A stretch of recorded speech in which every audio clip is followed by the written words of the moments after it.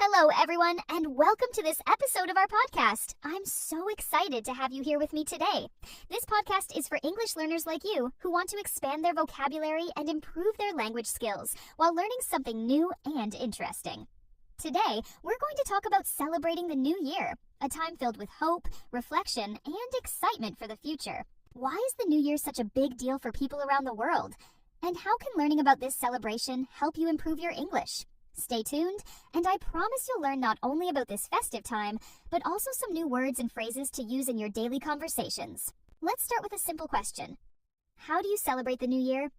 For many people, it's a time to reflect on the past year and think about their goals for the future. It's also a chance to gather with family and friends, enjoy delicious food, and take part in fun traditions. But more than anything, it's a time of renewal. This means starting fresh or beginning again. One popular tradition is making resolutions. A resolution is a promise you make to yourself to improve something in your life. For example, some people resolve to exercise more, eat healthier, or spend more time with loved ones. If you're learning English, maybe your resolution is to practice every day or learn 5 new words each week. Let's think about some of the words and phrases we hear a lot during the new year. These are words that come up naturally when people talk about this time of year. First, there's countdown. You know, the part where everyone counts backward, 10, 9, 8, right before midnight. It's such an exciting moment. Midnight, of course, is when the new year officially begins. Everything feels fresh and new at that exact time. Next, there's celebrate. This is all about enjoying the moment, whether it's with family, friends, or even just by yourself. And who can forget fireworks? Those bright colors lighting up the night sky are such a big part of New Year's celebrations in many places. And finally, there's a toast. This is when you raise your glass and wish everyone good things for the year ahead. Simple phrases like, cheers to the new year, make it feel extra special. These are just a few words that make this time of year so festive. Can you think of any others? Different cultures have unique ways of celebrating the new year. Let me share a few interesting ones with you. In the United States, people gather to watch the ball drop in Times Square, New York City. This famous countdown event is broadcast on TV and watched by millions.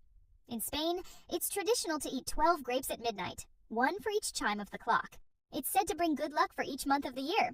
In Japan, people clean their homes at the end of the year to start fresh.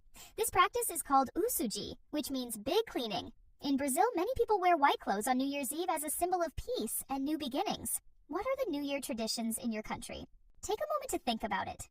If you can, try explaining them in English. It's a great way to practice. Now that we've talked about celebrations and traditions, let's focus on how you can use this time to improve your English. Here are 3 simple tips to help you get started.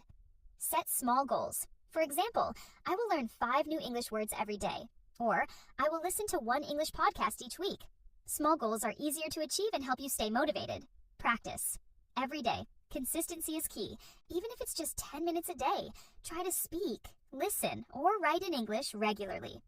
Celebrate your progress. Remember to acknowledge your achievements, no matter how small.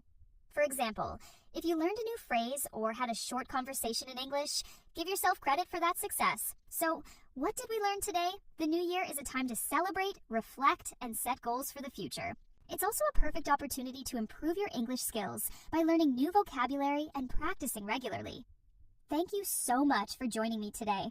I hope you enjoyed learning about New Year's traditions and picked up some useful English phrases along the way. Don't forget to like, share, and subscribe to this podcast for more episodes that help you learn English while exploring interesting topics. I'll see you next time. Until then, Happy New Year!